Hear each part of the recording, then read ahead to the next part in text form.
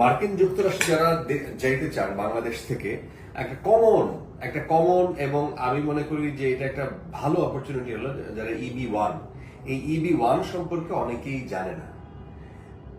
EB1 সম্পর্কে আপনি যদি ভাই রাজু ভাইকে বোধহয় চিনেন আপনারা যারা রিসেন্ট টাইমে আমার ভিডিও দেখলেন, গতকালকে একটা ভিডিও পোস্ট করেছি, সে নিয়ে বলছেন, সেখানে ভিজিট ভিসা নিয়ে বলছেন। আজকে EB1 সম্পর্কে একটা ধারণা যদি দিয়ে দেন ভাই, কাদের জন্য EB1?